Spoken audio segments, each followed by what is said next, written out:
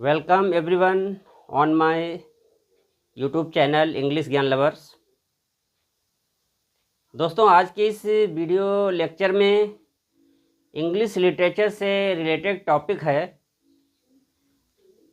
Foot, जो कि words का एक पार्ट है।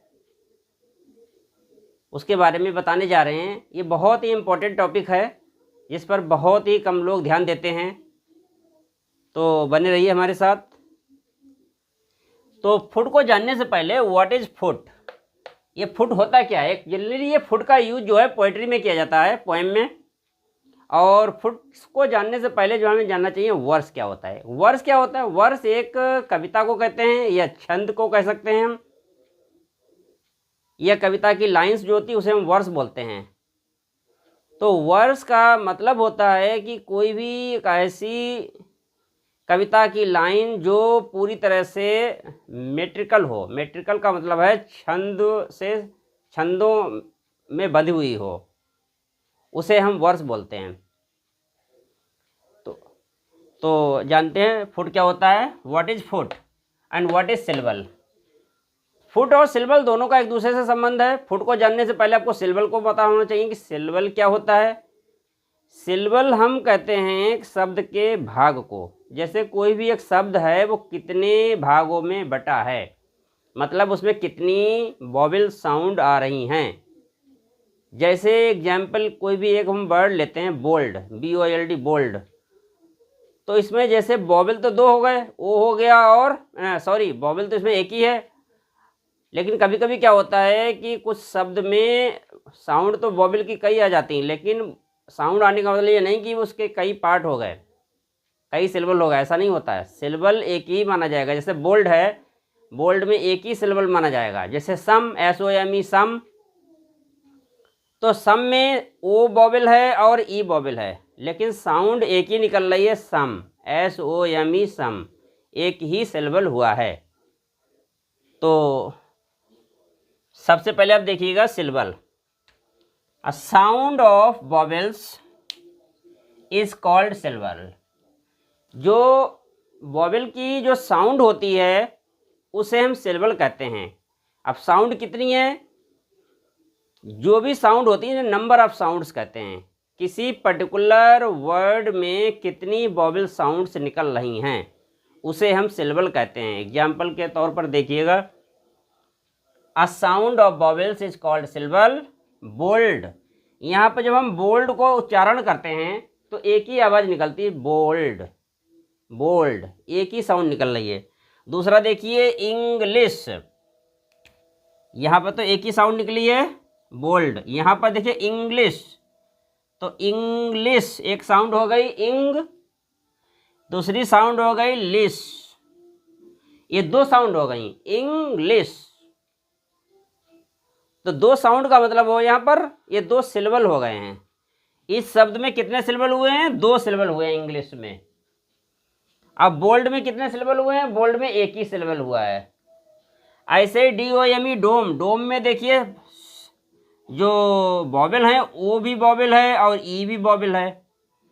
लेकिन जब हम बात करते हैं सिलेबल की तो डोम में एक ही सिलेबल है, क्योंकि एक ही तो साउंड निकल रही। देखिएगा इसको पढ़कर, जब हम इसका उच्चारण करते हैं डोम, डोम, एक ही साउंड हो रही है। जब हमारा मुंह खुलता है, जब हमारा मुंह खुलता है, जैसे एक बार मुंह खुला, जैसे डोम, ऐसा तो नहीं एक बार मुंह खुला फिर दोबारा बंद हुआ, दोबारा खुला हो।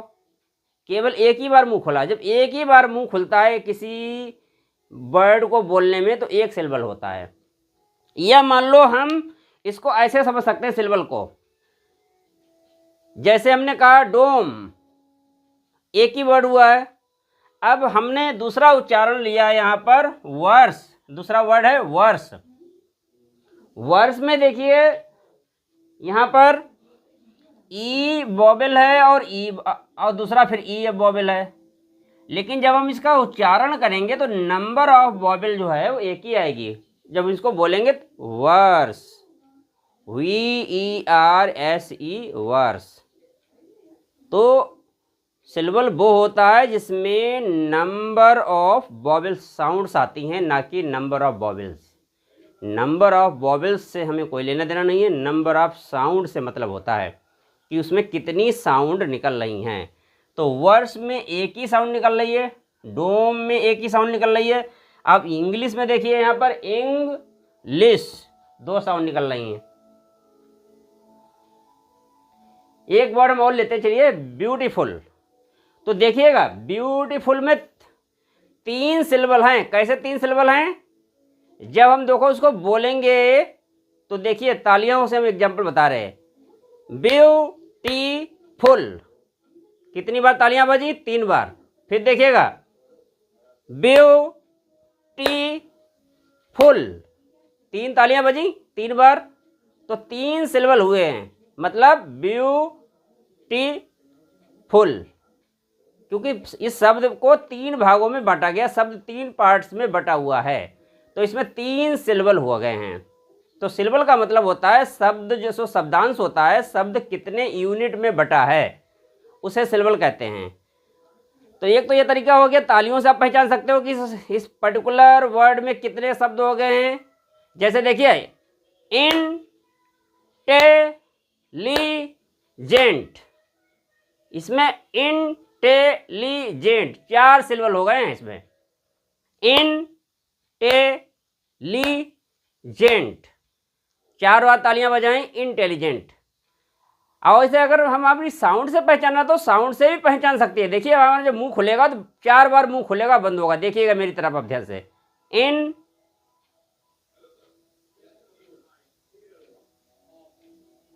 हाँ फिर से देखिएगा, इंटेलिजेंट। देखिए 4 बार मुंह खुला बंद हुआ इसमें। जो हमारे जो ओंठ हैं ऊपर को होते हैं, इंटेलिजेंट, जो हमारे ओंठ हैं ऊपर नीचे होते हैं, 4 बार होते हैं, तो इसमें 4 सिलेबल हो गए हैं। तो ये तो हो गया सिलेबल। अब फुट क्या होता है? A pair of 2 syllables. Foot उसे कहते हैं पोइट्री में जिसमें 2 सिलेबल का एक फुट माना जाता है। जैसे कोई एक पर्टिकुलर वर्ड है, उसमें 2 सिलेबल हैं तो 1 फुट हो गया। जैसे मान लीजिए एक शब्द मैंने ले लिया है होली, होली शब्द लिया है, ये बात कर रहे हैं हम फुट की। तो होली में देखिए 1 सिलेबल तो हो गया हो, दूसरा सिलेबल हो गया ली। कितने सिलेबल हो गए? 2 सिलेबल हो गए, हो ली। तो इसे हम क्या बोलेंगे? फुट बोलेंगे। ऐसे मीटर में देखिए, मीटर में 2 सिलेबल हुए हैं। देखिए ध्यान से, मीटर, देखिए ध्यान से, मेरी तरफ मुंह देखिएगा, मैं बोल रहा हूं मीटर, मीटर। 2 बार मुंह खुला बंद हुआ, तो ऐसे भी कह सकते हो। दूसरा तरीका ये पहचानने का ये है, देखिए मीटर, कितनी बार तालियां बजी? 2 बार, तो मीटर। तो एक तो तालियों से पहचान सकते हो, दूसरा मुंह के खुलने बंद करने से पहचान सकते हो। तीसरी पहचान जो होती है वो साउंड, वॉवेल साउंड कितनी बार आई है। यहाँ पर वॉवेल साउंड से आप अच्छी तरह से पहचान सकते हैं। ये भी एक पहचान है, वॉवेल साउंड। जैसे मैंने देखिए, देखो मी, एक वॉवेल साउंड हो गई, टर 2 साउंड हो गई।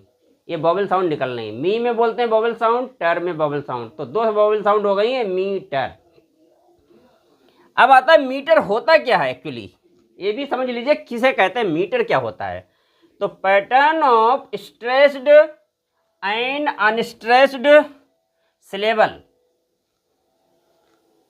मीटर किसे कहते हैं? ये मीटर का यूज दोस्तों ये पोएट्री में होता है, कविता में किया जाता है, प्रोज में नहीं होता है इसका यूज, स्पेशली पोएट्री में ही होता है। मीटर को कहते हैं छंद। मतलब कविता में जब उतार चढ़ाव आता है, लय आती है, कि कविता जब हम बोलते हैं या कविता रेसिटेशन करते हैं तो देखा होगा आपने, सुना होगा, उसमें लय आती है। कभी उतार, टोन में उतार चढ़ाव, उतार चढ़ाव, उतार चढ़ाव, कभी साउंड लो फिर हाई, फिर लो फिर हाई, ये होता है उसमें पोएट्री में। तो इसको हम मीटर बोलते हैं। मीटर को हिंदी में कहते हैं छंद। अब मीटर का यूज क्यों करते हैं?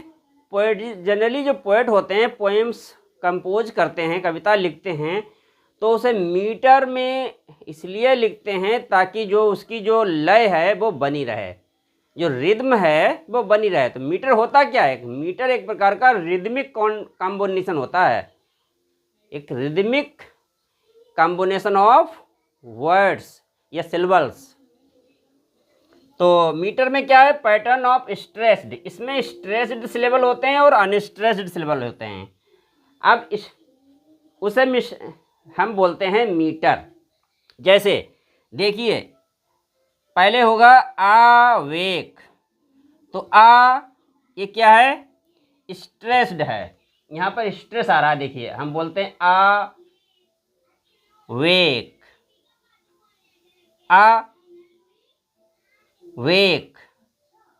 तो यहाँ पर क्या है? ये अनस्ट्रेस्ड हो गया और एक स्ट्रेस्ड हो गया सिलेबल। तो पहला वाला अनस्ट्रेस्ड,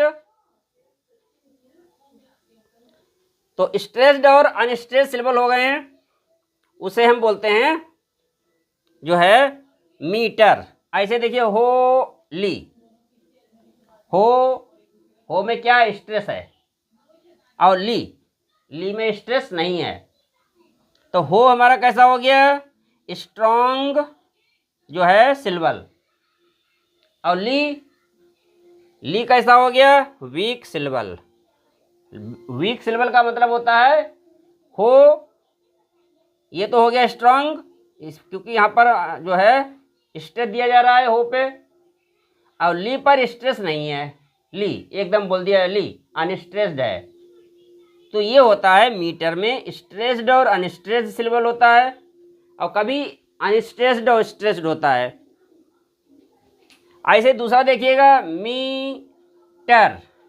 अब मी में हमने स्ट्रेस दिया है, ये सिलेबल है। मी क्या हुआ? मीटर में मी एक सिलेबल हुआ, टर दूसरा सिलेबल हुआ है, ये दोनों सिलेबल हैं। तो मी में स्ट्रेस है, देखिए ध्यान से, मी। अब टर में स्ट्रेस नहीं है, टर एकदम बोल दिया टर, यहाँ पर स्ट्रेस नहीं है बिल्कुल। तो ये तो मी तो स्ट्रेस्ड हो गया और ये अनस्ट्रेस्ड हो गया, टर अनस्ट्रेस्ड हो गया।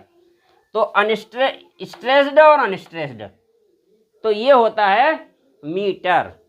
मतलब मीटर में क्या? एक कॉम्बिनेशन होता है, पैटर्न होता है साउंड का। जब पोएट्री लिखता है, कविता की लाइनें लिखता है, तो हर लाइन में एक स्ट्रेस्ड और अनस्ट्रेस्ड कॉम्बिनेशन आता है शब्दों का। किसी पर्टिकुलर वर्ड में कभी वो अनस्ट्रेस्ड होता है, कभी स्ट्रेस्ड होता है, कभी स्ट्रेस्ड कभी अनस्ट्रेस्ड। जो पैटर्न चलता है वो ऐसे चलता है, स्ट्रेस्ड फिर अनस्ट्रेस्ड, फिर स्ट्रेस्ड फिर अनस्ट्रेस्ड, या फिर पहले अनस्ट्रेस्ड फिर स्ट्रेस्ड, फिर अनस्ट्रेस्ड फिर स्ट्रेस्ड, इस टाइप से चलता है। स्ट्रेस्ड को हम बोलते हैं स्ट्रॉन्ग वॉवेल, स्ट्रॉन्ग सिलेबल, और अनस्ट्रेस्ड को बोलते हैं वीक सिलेबल, अनस्ट्रेस्ड में वीक सिलेबल।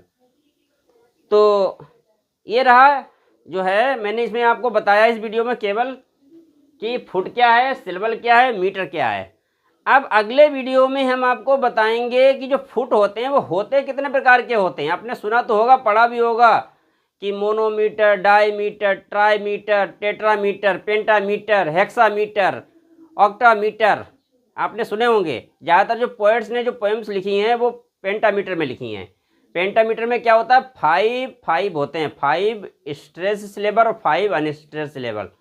तो ज़्यादातर पोएट्स जो हैं पेंटामीटर का यूज करते हैं, क्यों? पेंटामीटर में जो पोएम होती है उसकी लाइन ना तो बहुत लंबी होती ना बहुत छोटी होती है, इसलिए पेंटामीटर का यूज ज़्यादा होता है।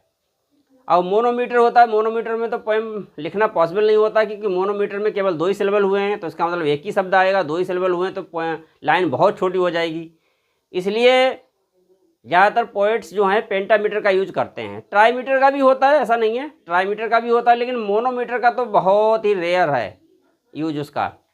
तो अगले वीडियो में हम आपको बताएंगे फुट क्या होते हैं। वो फुट तो बता दिया, अगले मीटर में बताएंगे कि जो टाइप ऑफ फुट्स होते हैं कितने होते हैं। तब तक के लिए बने रहिए हमारे साथ। Thanks for watching.